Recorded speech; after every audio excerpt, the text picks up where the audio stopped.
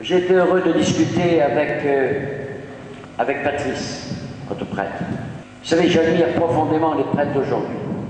Depuis 43 ans que je suis prêtre éducateur, j'en chie dur.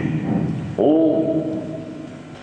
Quand on vit avec des jeunes de 13-16 ans qui ont été vidés de partout, qui se sont cassés d'une vingtaine de centres, quand ils ne frappent pas l'éducateur, c'est la loi actuellement, vous savez, ne touchez jamais votre chérubin, mais lui peut vous frapper.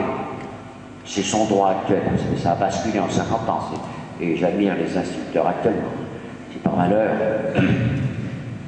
quelqu'un en pleine classe traite d'enculé ou de pédé son professeur d'anglais, et que le professeur fout une gifle au chérubin, il lui écorche le bout du nez, aussitôt le commissariat, non, le père arrive, c'est la nouvelle loi d'une partie de la jeunesse qui a peut-être pas pensé trop que pour être un citoyen debout et libre, il faudrait au moins apprendre les droits. Demander à un jeune ses droits, il est intarissable. Demandez-lui le mot devoir, s'il vous plaît, faites attention parce qu'il rentre en syncope quand vous parlez du mot devoir. Vous pouvez demander à tous les anciens d'ici qui ont vécu des choses dures après la guerre, etc. Et moi maintenant.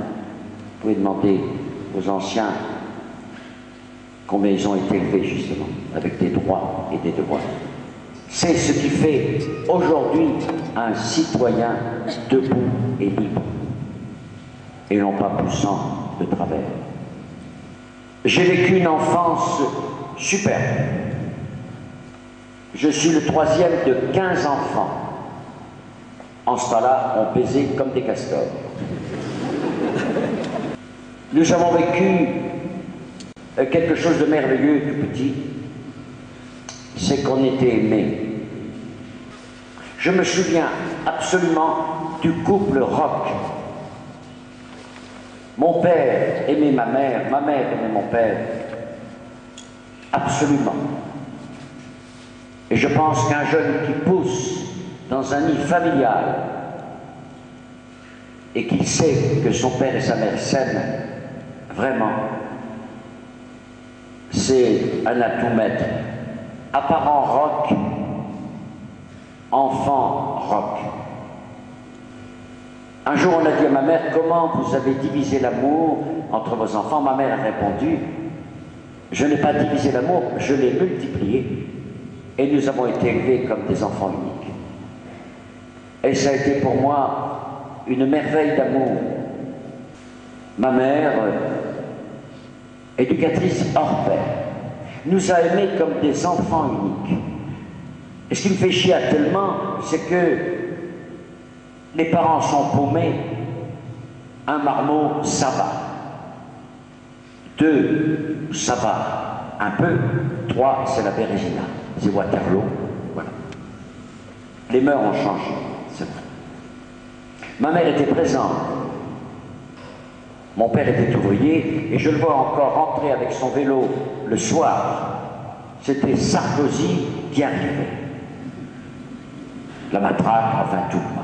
Voilà. Et ma mère disait les conneries qu'on avait fait. Je peux vous assurer d'une chose, que les taloches, j'en ai pris. Petite parenthèse, quand j'avais fait une connerie et que le prof m'avait giflé, je le disais à mon père, il me donnait gifle double. Je suis parti en Algérie. J'ai vu là que les Français peuvent petits devenir...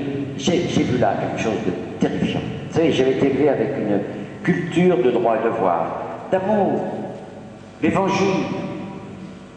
On te tend la joue droite, tu te tends la joue gauche. J'ai changé un peu. Si un mec m'insulte, je lui envoie une droite évangélique dans la gueule. C'est nouveau, ça vient de sortir. Et des vieilles parfois me disent, mais enfin l'évangile, je dis j'adapte. Et j'ajoute, je frappe toujours avec amour. C'est une nuance importante. Chose que les profs, c'est dans le peuple que j'ai, hein, parce que les profs ne pourraient pas faire ça. Mais avec un mec très violent, c'est la première fois qu'un mec m'a insulté, sale connard, j'ai prié l'Esprit Saint, et l'Esprit Saint m'a dit, tu lui rentres dedans. Il m'a pété les arcades, il m'a cassé quelques dents. Enfin, j'en ai plus, hein. Alors, j'arrive là-bas. Je refuse la torture. Je vois combien les pieds noirs ont souffert d'abord. On a pensé que c'était bourgeois, c'était des gens pleins d'argent, alors que l'immense majorité des pieds noirs étaient des gens pauvres. Et ils l'ont payé dur, à travers les assassinats avant de partir à l'indépendance. J'ai assisté à tout ça, à l'horreur. Vous trouvez un copain avec les couilles dans la bouche, l'horreur du monde musulman qui voulait l'indépendance, l'horreur de l'OAS. Alors j'ai vécu 3 ans. Quand j'ai refusé la torture, j'ai entendu un berger torturer la nuit, j'ai sauté sur le sergent-chef, j'ai été mis en compagnie disciplinaire avec un communiste et avec un protestant. Je découvrais d'un seul coup, je pensais que seule l'Église avait la vérité et que seule l'Église était compétente pour gérer le monde. Et là, je découvrais des gens d'une autre religion. On avait la même façon de réagir. Je dirais, le combattant que je suis devenu, je le dois à cette horreur de guerre. Et j'aime bien quand Benoît dit de temps en temps, d'un grand mal peut naître un grand bien. Et ça, je le dis. Je ne sais pas ce que je serais devenu si j'avais vécu ce moment d'exception en Algérie. Je suis venu en Algérie, j'ai demandé de faire un stage. J'ai vécu des choses terribles, c'était en 60, l'indépendance était en 62, et j'étais fait prêtre en 65. Imaginez que je suis, j'étais planifié pendant 15 ans pour m'occuper des gens. Ce que fait Patrice, votre curé. Vous vous rendez compte, si vraiment, en dehors du vaisseau de l'Église, on l'arrête, qu'on a combattu avec ces misères, vraiment, qu'on n'accepte pas que les jeunes soient au chômage. Moi, je dis que notre première évangélisation maintenant, c'est de donner du travail à nos jeunes. Ils sont en grand danger. Vous avez des bouquins à la sortie.